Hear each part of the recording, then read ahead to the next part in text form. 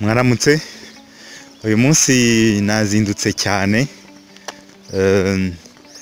ni saa 12 za mu gitondo, ndi kwirukanka njya gutega, ngiye kujya gusura umworozi w'inkwavu mu Kinigi, aho yansabye kumusura nkamurebera niba abikora neza. Ibyo rero nabyo biri mu byo dukorera abantu, kujya kubasura tukabagira inama, tukabereka uburyo bakongera inyungu mu bworozi bwabo bw'inkwavu, uburyo niba ashaka kuvuga ati ndashaka kuzajya norora inkwavu zajya zinyinjiriza wenda tuvuge umushahara w'ibihumbi 100 ku kwezi, tukamwereka management yabyo kugira ngo agere kuri iyo ntego ye, ari ukugabanya igiciro cy'ibiryo, ari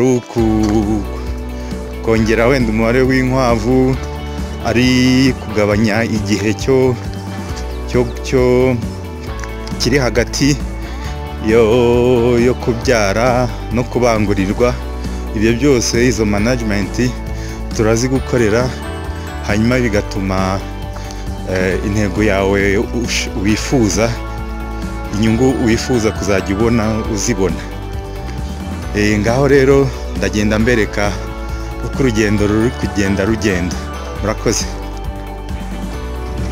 Nageze aho bategera imodoka, sanga nta kwasiteri ihari, ubwo ngize amahirwe tuhasanga imodoka y'ivatiri iradutwara hamwe n'abandi bagenzi twari tuganye mu cyerekezo kimwe. Baradutwaye, ni mu muhanda w'igitaka, urabona ko kamera nyine yatitiraga telefone yanjye nkoresha mu gukora amafilme ya Tohoza Inoti, ariko ntegereje kureba uburyo uwo mworozi w'inkwavu yatangiye korora, ari uko avanye igitekerezo kuri YouTube channel yacu ya Tohoza Inoti. Biradushimisha cyane iyo tubona hari akamaro turi kugirira abantu, hakagira abantu bavuga bati uzi ko kiriya gitekerezo baduhaye gishobora kuba ari cyo, reka natwe dutangire tugerageze turebe ko twabasha kuzagera ku nyungu twifuza.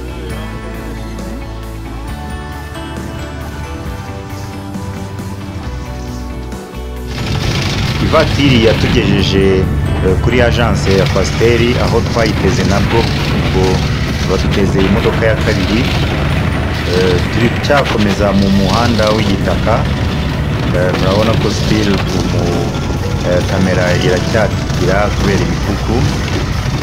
Ni ahantu hakonje, ndi kubona turi hafi kugera ku birunga. Murabizi neza ko hahora amafu, hahora hatoshye hanyehereye. Ubwo urugendo rurakomeje, twizere ko tugiye kugera. Batangiye kubona ikirunga bikiriya, nubwo ntazi icyo ari cyo, ariko umuntu ahita amenya ko ari ikirunga kuko kiba cyihariye, ntabwo kiba gisa n'imisozi isanzwe. Bivuze ko turi hafi kugera mu Kinigi. Nkuko tubizi neza ko mu Kinigi ni ahantu h'ubukerarugendo, haba ibirunga, ubukerarugendo banasura ingagi.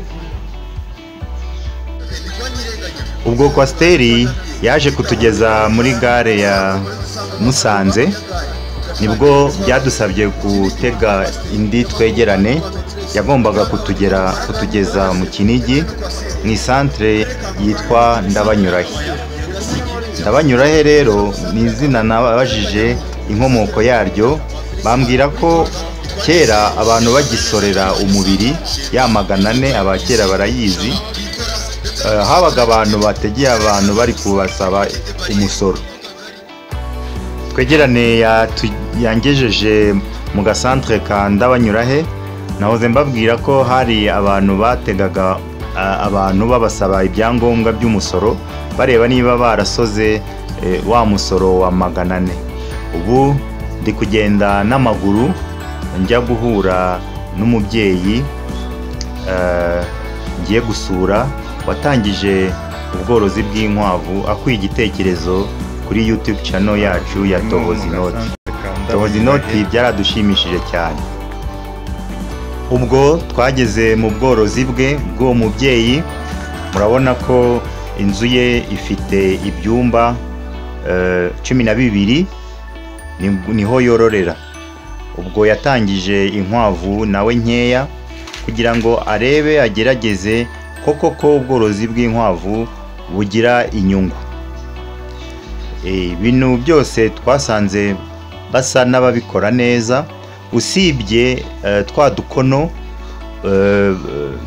tugaburiramo inkwavu, bo bakoresheje udukono ariko bakoresha binini cyane, ku buryo kugira ngo urukwavu rubashe kurya bisaba ko rujyamo cyane cyane utwana rero tugomba kuriramo tukariramo. Rero ugasanga muri ayo mazi no muri ibyo biryo twitumyemo, twahurunguyemo, ugasanga rero biteje umwanda. Ariko bravo kabisa, baragerageje.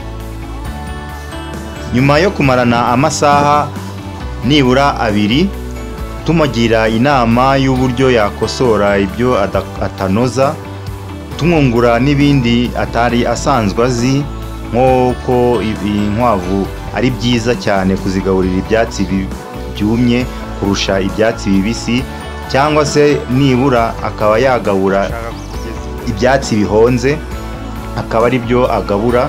Ibyo byose nyuma yo kumugiramo inama baraduherekeje dusubira aho twaturutse, natwe tujya gukomeza gucunga ubworozi bwacu.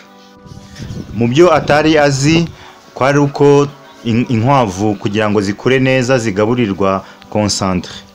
Rero nabyo twamweretse ko uburyo avanga amafu ye, tumuha formule yacu dusanzwe dukoresha, bityo akazajya abasha no kugabura amakonsantre yujuje byose nk'intungamubiri urukwavu rukeneye. Rero ubu ngubu azorora mu mutekano, twamweretse n'imiti n'uburyo ayitanga byose twasize abizi. Nyuma yo gusoza umurimo wari watuzinduye, twasubiye aho twaturutse. Turashimira umubyeyi watwizeye akadutumaho kugira ngo tumubwire uko ubworozi bwa kijyambere bw'inkwavu bukorwa. Yatumye tunamenya mu gasantre ka Ndabanyurahe mu Kinigi. Mwese rero murabeho, bye bye.